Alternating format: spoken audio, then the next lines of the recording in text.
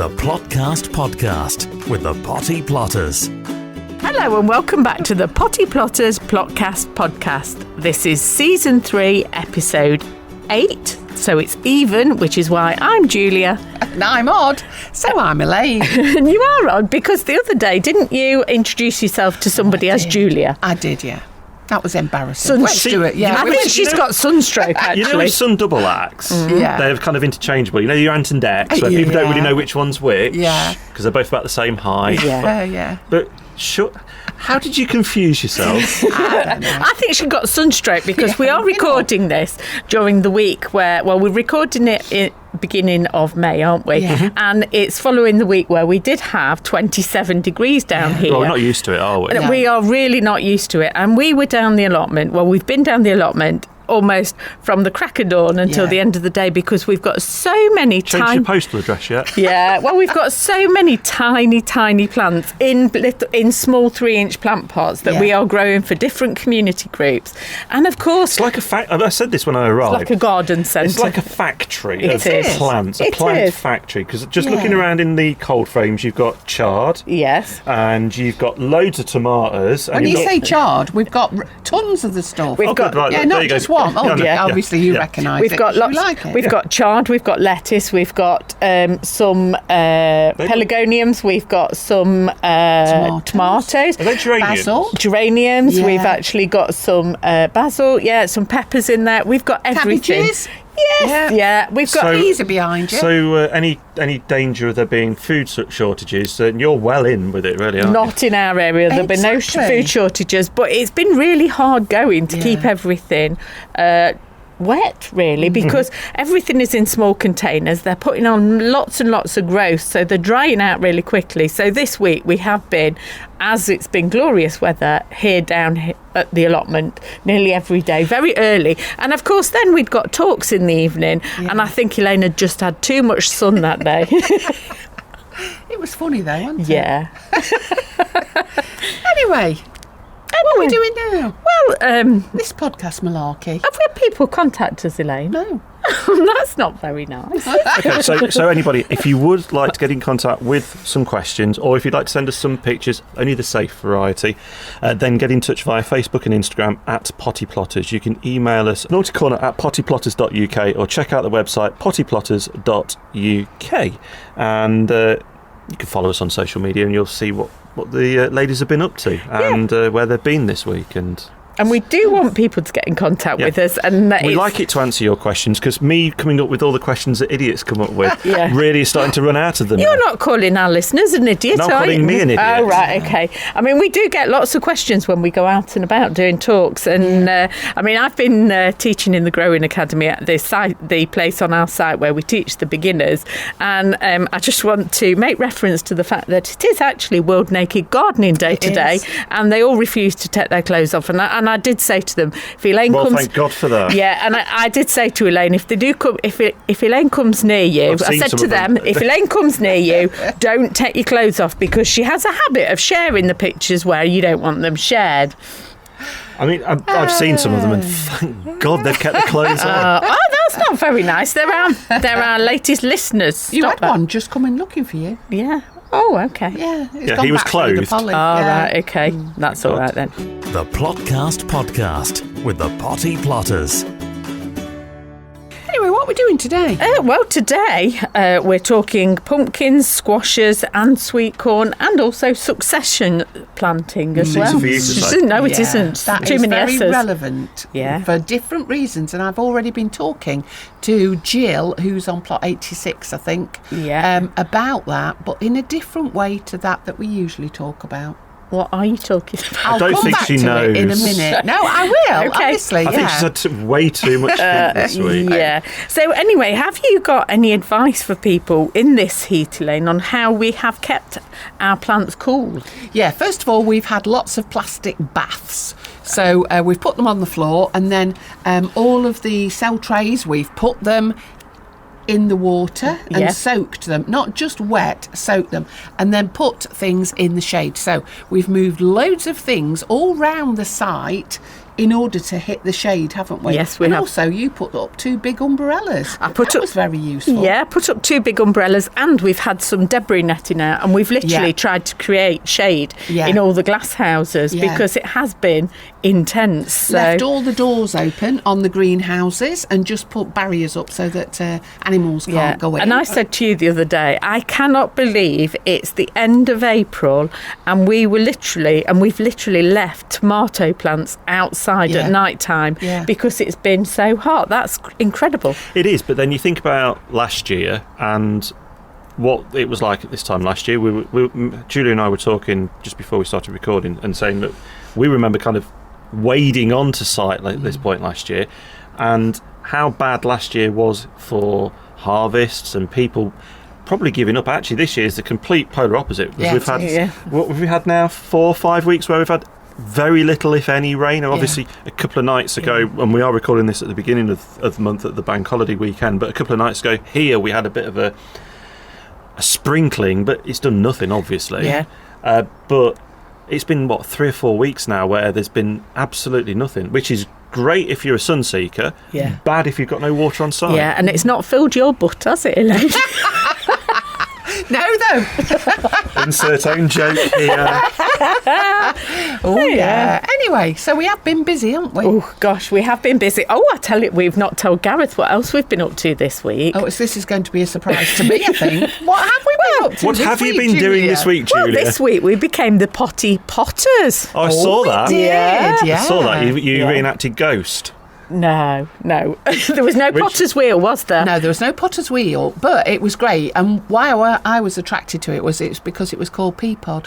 Peapod, I know, it's just how I am. Yeah, and we went and did a class and we've made some beautiful clay flowers, haven't we, that are on stems, and then they are currently being fired and they're coloured and fired, and then we're going to collect them. And because it's quite away from where we are, we thought, well, since we're going to collect them, we might as well do another course when we're there. So we're now doing another course. So you're going to make some mugs? Yeah, not mugs. No. But yeah, that will be something that we will bring on So here. we can interchange between the Potty Plotters and the Potters. Potty Plotters, yeah. Top-notch advice, no Latin included. The Potty Plotters Plotcast. Anyway, let's get on with what we need to talk Yes. about. So we need to talk about pumpkins and courgettes. But let's get on to pumpkins first, Elaine. How do you set them and what have you got there? Right then, I've got 2 lots here, Julia. We're talking about where we are, so it's the end of April, beginning of May time, so first couple of weeks of May. Feels like Halloween pumpkins, it's like 6 months away. I'm just working that 5 months. 5 months. Oh, 5 months, whatever. Yes, you are right, Gareth, but they actually do take that long. Not only to get, obviously they don't take 5 months to get going, they grow very quickly, but in order for the gourds or the fruit to actually form, it does take a long time. They do take a lot of food and a lot of water as well. Are you worried we've this got to year get going. with sort of, if this is how it's going to be, and we don't know yet, we haven't spoken to the weatherman, he's on holiday at the moment. Oh. If we have continuing weather like this, but it's not as warm as it has been while we're recording, but it's pleasant. Yes. It's only chilly because we're sat down and we're under a bit of shade in here. But do you worry about planting stuff that needs a lot of water with the conditions that you have here? It's about understanding when's the best time to water, how to water. So a lot of people will give things a little sprinkling and then that won't actually get to the roots of the plants. So thinking about when to water, so water first thing in the morning before the sun causes the water to evaporate, give things a very good soaking, and it's also about thinking about putting mulch round to actually help retain the moisture in there. So there are ways of getting around it, but as Elaine says, pumpkins particularly need a lot of feed and a lot of watering. They do, and the best place to put them is in the muck heap. Now I know we've done it before, and actually we've done it in the past and got them stuck because we couldn't get them out. Yeah, they were massive. Yeah. But that's another thing. Manure, honestly, is brilliant for retaining the moisture. So we will be planting some of ours in the muck heap, but not for a little while just yet. When you say we, you're going in the muck heap, aren't you? Yeah. Is it your turn this year? Yeah. Things don't change, we just grow older. But yeah, that's one thing. And the other thing is that we know that they do need a lot of water, so we'll be prepared, but not just yet. No. So what have you got, Right, Elaine, what to plant? I've got then is I've got some ornamental mixed gourds. Oh, they're right. So called. are we talking squashes or are we talking pumpkins? Is that a pumpkin or a squash? They're squashes, but they've got some mini pumpkins in with them. okay. That's why. And also, I've got my mini pumpkins because that's what I love. okay. The squashes, actually. But They it's, look really. I mean, they are lovely. They are. There's some really very strange shapes in there. Yeah. There's But one that they're looks like a brilliant fish. for kids, yeah. But if Yeah. you want to do a variety, I mean, these are not going to be for eating, Gareth. No. These are going to be giving, you can give them the kids flower arrangers. They love them to put them out as ornaments around the front garden, not the front garden, the front door even. And then, of course, I love this one, which is sweet dumpling. This is a winter squash, and it's just a tiny weeny one. And again, it grows really well. And I'm going to grow these up the arch. I started last year, but I didn't plant them early enough. But I'm definitely doing these again. Quick question, Elaine. Yeah. What's the difference between a pumpkin and a squash? About that much. You For those can't of us- see that. For those of us that can't see it, it's about 30 centimetres. They grow the same. They look the same, but the sizes are different. Do you think it's also about... It's about storage Yes. as well, because one we're definitely going to eat because we can eat the pumpkins, Yeah. but you will not be eating these gourds. Yes. Not at all. Could you eat them? Or are they poisonous? They're not going to be poisonous, no, but they're not going to have a lot of The flesh. flesh. I would No. imagine that it's, all the lumpy, bumpy bits on the outside are more for the ornament. Yeah. But as I say, they look fabulous, and that's why I got them, because we've got different colours on them. They're orange, they're yellow, they're a lovely green, a Yeah, dark green, that's a all very- different. I call that green a marrow green. Yeah. Oh, right, okay, yeah. It's got the stripy bit on it. So you know when a Yeah. courgette goes over and becomes a marrow in Yeah. effect, and you sort of see them in the supermarket, you get Yeah. that kind of shaded green Yeah. lines Yeah. on it. Yeah. Yeah.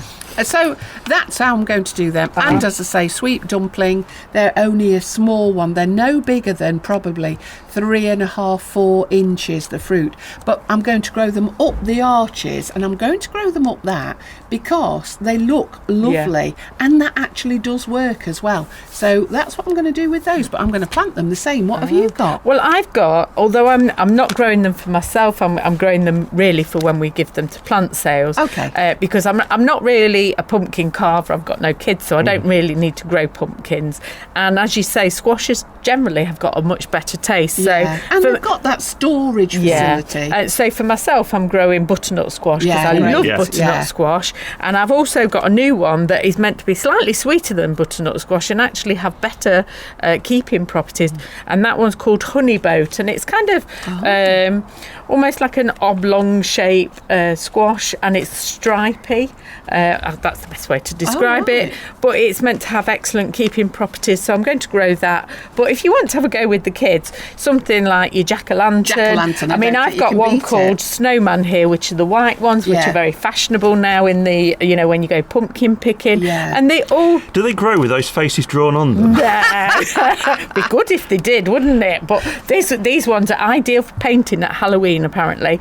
But we've got loads of different kinds that we are going to grow for For sales. other people But as yeah. well. That's nice. So how do you plant them, Elaine? Right then, so let's get into these then, shall we? Why not? So I'm opening the packet at the bottom, and then inside the packet is another packet. It's like pass the parcel, but different. Right Like then, the Russian dolls. It's a slightly smaller packet inside a packet. I can feel the seeds have all dropped down to the bottom of that packet, so I'm safe. Now, that surprised me actually, because I thought these would all be a different size. And they're not. They're all the same size. Now, they look, I would say, like melon seeds. Yeah. Yep. If you've got Or a melon, they look cucumber like seeds. Yeah. bigger than a cucumber seed. Yeah. If you got that in a cucumber, you'd be not happy. One of your No, big cucumbers. Yeah, oh yeah. Right then, so they're about 1/2 inch, I would say, in length and completely flat. These are white as well. So all I'm going to do is I'm going to put these into cell trays. Now we're recycling them. We've got hundreds of them because we've been emptying them and putting all the plants into the plant pots. So all that you do now is, don't forget, you plant them in the cell trays, double the depth of the seed, and that's where people go wrong, in that they plant them too deep. So then what we're going to do is literally cover them with the double the depth of the soil on the top, or if you're not soil, it's compost, and then put them in the bath of water. Okay. And let the water soak through. Then make sure you've labelled them and put them into some shelter somewhere. Now, it doesn't matter if you've got a plastic you're struggling greenhouse. with this now, isn't it? There's a lot of so many storage up tenants. here.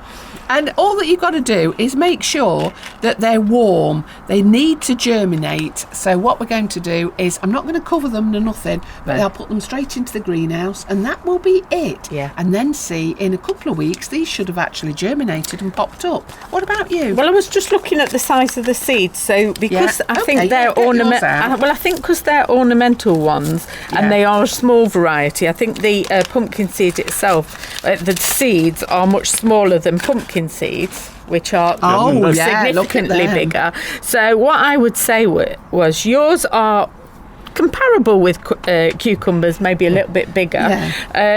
So yours probably would be okay to put in a cell tray of about 9. Whereas mine, because they are much bigger, I would be putting these in cell trays of 6s because, of course, when they get going and start growing, they need a bit more space to get growing. So I'll be doing that as well, and we'll have loads of pumpkins and squashes on the go.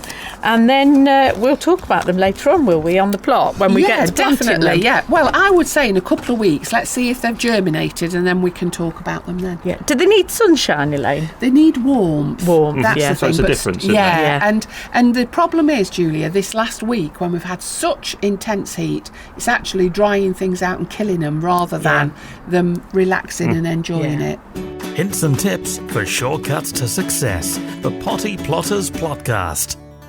So we've covered pumpkins and squashes, Elaine. So courgettes, what's the difference between a courgette and the squash plants? Well, the courgettes won't save, and these are completely and utterly edible, and they are scrumptious. Although saying that, they actually don't taste of anything. No, they taste of water, really, don't they? It's like cucumber, in effect. Yeah. But since we moved down here, I've struggled with courgettes, and I don't know what it is. Whether it's the position that they've gone in, whether it's the size of the pot, but every time that one sort of the flower produces the fruit, it just rots from the other end. I think it's because it's been colder. I think it's because there's a bit of shading in your garden, and I just don't think they like the positioning in your garden. But Well, bad luck, we're not doing them this year. Well, what is this disease resistance we are trying to protect against, Elaine? Powdery mildew on these, because they're very quick to get it. Now, the other thing is, it's funny because I was just talking to somebody else on the way in. I'm surprised I actually made it here onto our plot today. And we were talking about courgettes. And this lady said to me, I'm thinking about putting my courgettes in. I said, oh, what now? She said, yeah, in a minute. I said, far too early. And they are far too early. And the other thing is they need protection from wind because they don't like cool. They do like it warm, but they like it really warm, so you can actually put those out in the sun, but it's still too cold. The only thing I would suggest is that you could put a barrier around them. So it says on here 20 degrees. Yeah, that's warm, Gareth. It is warm, but it's not what we're not necessarily getting continual 20 degrees at the minute. No. You've got to wait until probably past the middle of May, probably. Well, That's we when we normally would have put them out until the end of May, would we? I mean, we've got things out on the plots at the moment that we wouldn't normally have bothered putting out because we are now looking ahead at the forecast and we're thinking, well, there shouldn't be any frost and we've had to risk a few things. But courgettes I would definitely be looking at past the middle of May. Yeah, normally. Definitely. Well, I've decided that I'm going to go for a new one this year, and this one's called Early Gem. It's an F1 variety, so it should be disease resistant again, but let's just see what actually happens. It's supposed to be that these grow very quickly and they're early to get going. Now, of course, they can only be early if I put them in. And if you plant them early, ha-ha to them. So, how do you plant these then, Julia? Well, you plant them exactly the same way that you've just described with the pumpkins and the squashes. They are, in all effect, the seeds look exactly the same, really. Yeah, but it's one thing that we've forgotten to tell the listeners. Oh, what's this that? is all about friendship, isn't it? Oh, yes. Yeah, because if anybody out there grows 6 plants... So... now then, says Gareth. So this is where I was probably going to come around to. So this packet that you showed me here that is good disease resistance has 10 seeds in it. Yeah. You do not need 10 plants. No, you do not. Struggle with 2. I mean, I'll be honest with you, I like courgettes, but I don't like them that much. No. And actually, I mean, we always laugh. He doesn't listen, so I think we can get away with saying this. Oh, Barry. Jerry, actually. Jerry has got plot behind me. He always plants 6. He lives on his own. That's an awful lot of courgettes. So we never do a lot of everything. He does, yeah. and he actually won't harvest most of them. And by the time he comes to harvest one for himself, he's got about 6 marrows on each plant because, of course, they grow incredibly quickly when they get going. So, you know, if you are just 2 people at home, 2 is plenty. But we've seen starters do it as well. It's not just about plenty, Julia. Yeah. It's how close people plant them. Because, of course, you put them in when they've probably got 4 or 6 leaves, which, again, we'll talk through in the next few episodes so folk know when to do what. Yeah.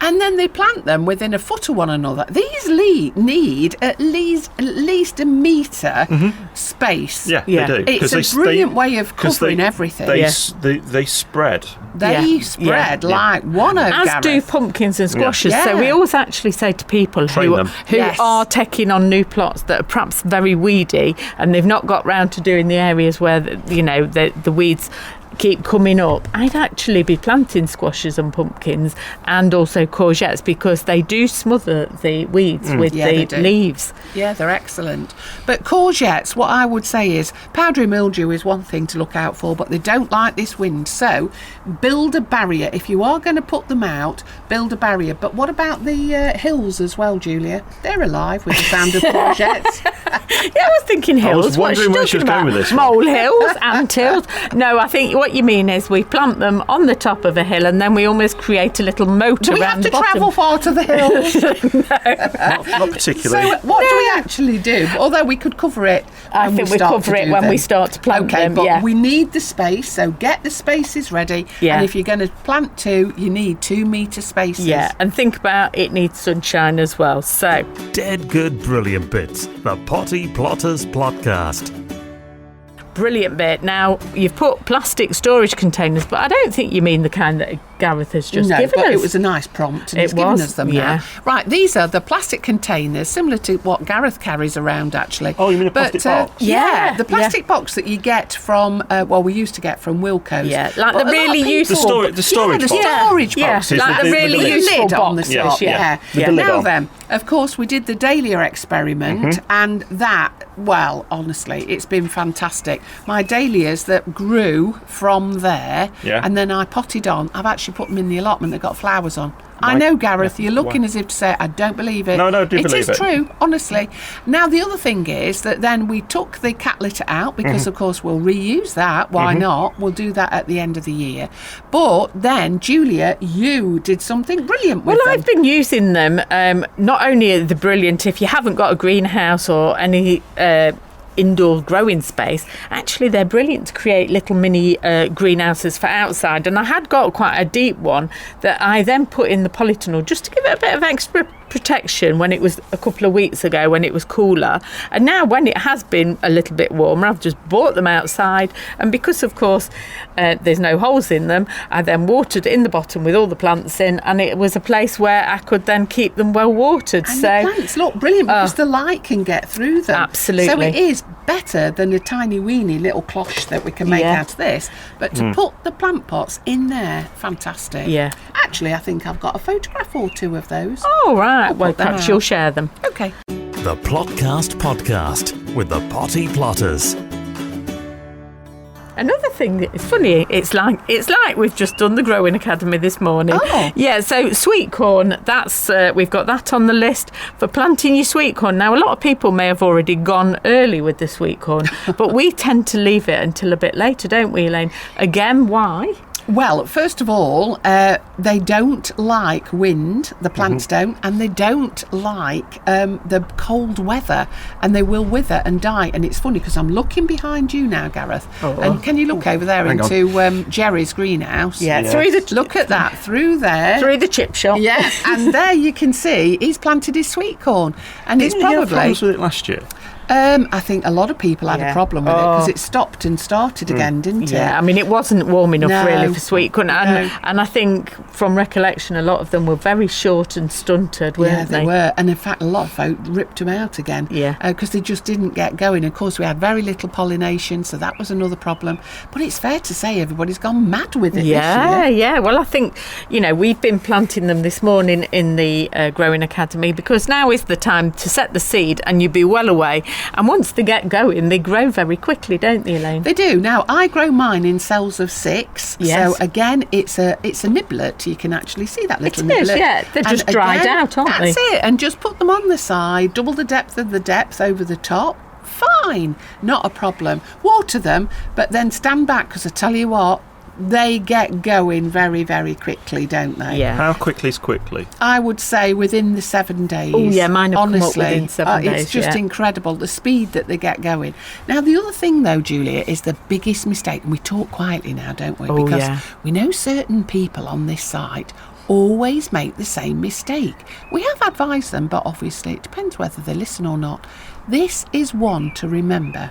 It's all about cross-pollination. Don't mean that you've got to be dead mad when you're doing it. It means that you've got to make sure that whatever you have is the same make. So I like Swift and I like Incredible as well. But I never ever plant You can't have both. Incredible Swift. No. Or a Swift Incredible. No. Because once you cross-pollinate, the cobs become really horrid and they're starchy. You can't eat them, they're vile. Yeah. You just have to give them the fowls. So what you need to do, Gareth, is if you're ever going to plant them, first of all you need to plant them at a distance that you can stand between each stalk. That's really important. So these actually take up a lot of space, but you also do them in a square generally. So you do 3 across and 3 down. So if that makes sense. It's a grid, you're making isn't it a it? square, yeah. And then they cross-pollinate. Now, that's where the difficulty is. If you've got one make that cross-pollinates with another, that's when it is that you get the starchy cobs, and it's horrid. Yeah, so you sow your own seeds, you sow your own packet, but if I were then to plant mine very close to Elaine's boundary where hers are... She'll get cross with you. Yes, she would get cross because ours might cross-pollinate. I mean, thankfully, I also like Swift and Incredible, So but it's you talk about cross-pollination. Are we talking about the fact that, like, the wind taking... Yeah. So we're not talking about when the pollinators, so you've got your little bee hotels from Christmas and stuff, that they could cause a cross-pollination. No, they won't need to. It's the tassels on the top when they get to a certain height. So it's the wind basically throwing the pollen around. Yeah, and it just happened. Now, the difficulty here, Gareth, is that there's 172 plots. So if everybody plants theirs next to one another, I mean, you have to be pretty close, but we are close here. So you need to keep the same. But some people just put all different niblets in and start growing them rather than using one particular type and stick with it. I mean, it is funny because Chris always asks Jerry, who are the plots behind us, where he's planting his sweet corn and what varieties he's planting. So, they've obviously got it nailed. They know what they're doing.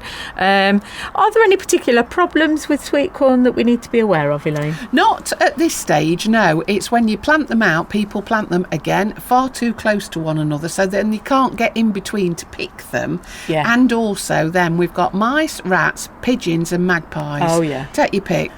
So you mentioned the pests that come along that really like sweet corn. Do you think it's actually worth growing sweet corn because of all the problems? So from my point of view, looking at that, I'd go, there's too many problems that I can't really control all of them, because you can't control what your neighbour's going to grow unless you have a serious conversation.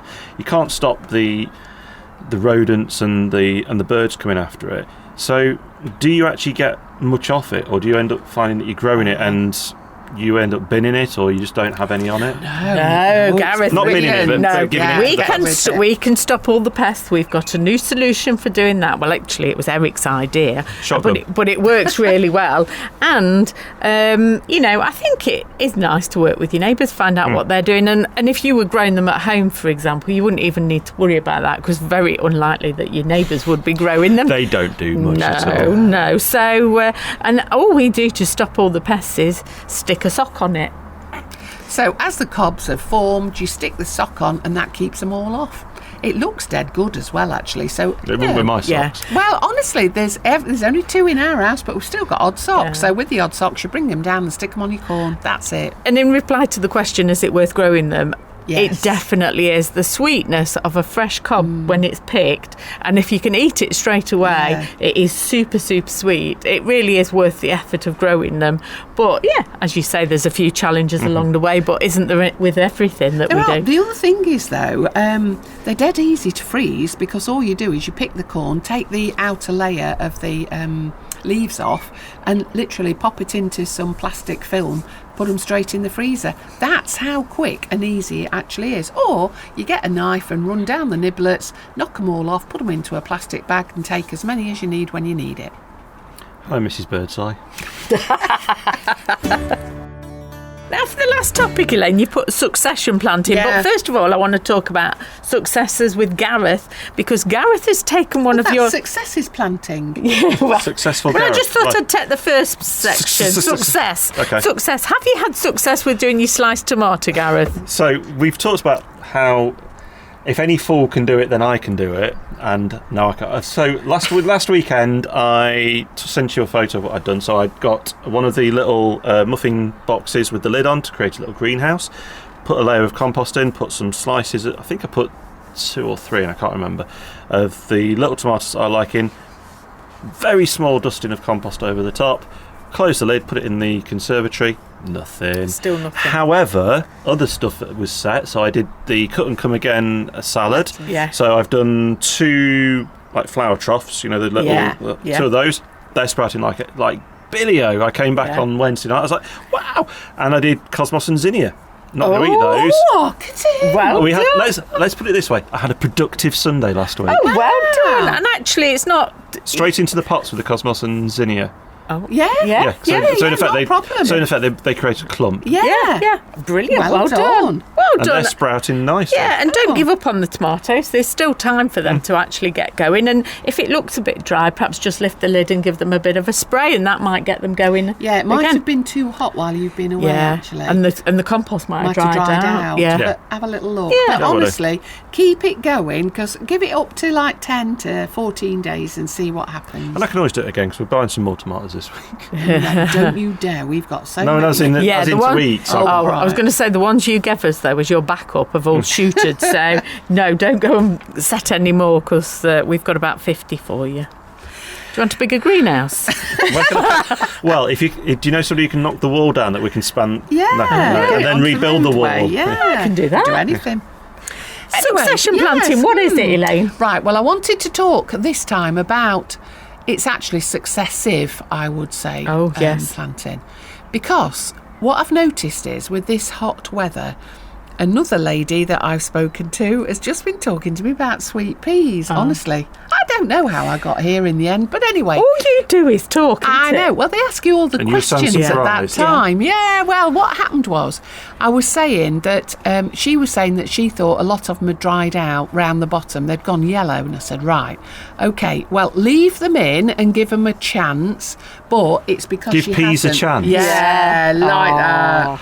That's for our older listeners. Okay, so it's because she's not been watering them, and we've been up here every day and watering them. yeah. And I see that yours are doing really well in the tubs, which I've explained to her. Yeah. That's the place to put them if you can, Yeah. because then you can contain the watering. Yeah. Now then, what I've just said to her is, why not set some more now? Yeah. And put them in with So that's the what- ones that aren't doing well. So that's what as we they're did. successive. So we did the way that you tell everyone to do it with the box. the box. The takeaway box. So we had some. How many have we got? Let's say a dozen. Yeah. It's probably less, but let's say a dozen. So she's got cell trays, a little bit Yeah. of compost, and each one's in its own cell tray now. Yeah. It looks. So, I mean, you're saying it's been a bit warm.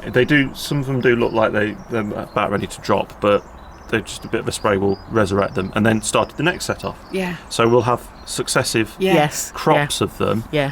and hopefully that Yeah. can be the way to go. But Yeah, I mean, we've been talking succession planting in the Grown Academy again this morning, and we've been talking about plants that will give and keep on giving. So like your cucumber plant, your tomato plant, runner beans. But we've also been talking about things like brassicas, cabbages, cauliflowers. So cabbages and cauliflowers you need to plant more of, because of course once you take them and it is no more. So, and it's also thinking about things like your salad crops. So whilst your tomatoes and cucumbers will keep on going, you need to keep planting fresh lettuce all the time. You need to keep setting yourself a row of radish, a row of spring onions. All those kind of things are things we talk about planting successionally, because of course once you've taken them, they've gone and you've got no more unless you're planting more. And of course things like radishes and spring onions, they come and go very quickly, so that's what we're thinking about. So that's a new crop. That's a You're fresh crop, absolutely. Yeah. But this, I'm just thinking of intermingling. Ooh. So it's putting new in with the current in order that it will continue. So you should have more sweet peas, but I just think it makes up for those that might not do very well in the heat. That's all. So I am going to do it, and also with peas as well, Julia. Who was it talking to us this week about the peas and the dry? Eric and Jackie. So they went on holiday in this heat, and unfortunately some of them well, I tell you what, I think that they would have if they could have now, but some of them have gone dry round the bottom, and they've gone yellow and dried out.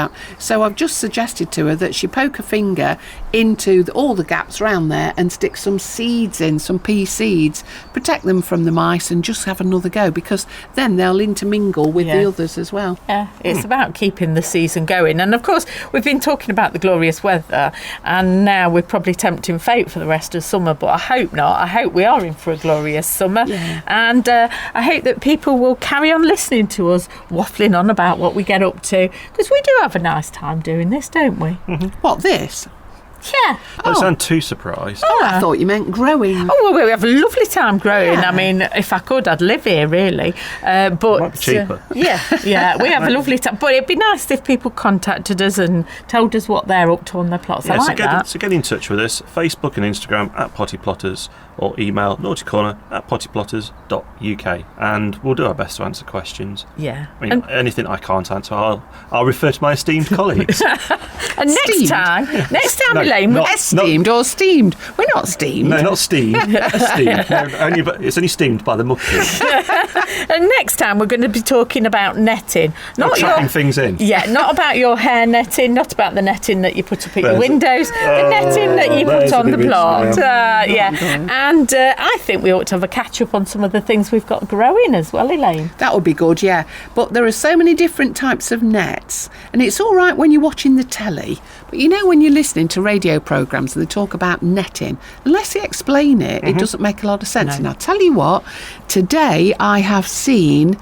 Now then, yes, this is a good one to link to next week. Yeah, I have, because I immediately wanted to step in and say, now then, what you're doing here isn't. But he didn't ask me for advice, so I carried on walking. But what he'd done, he's got currant bushes, and it looks like gooseberry bushes, and he's wrapped them in, for instance, debris netting. And he's clipped it all so tight that no pollinators can get in. Well, that's no good. I tell you what, little competition for people for next week. What's wrong with doing that then? Yeah. Get in touch with us and let us know. The Plotcast podcast with the Potty Plotters is an Amberland Media production.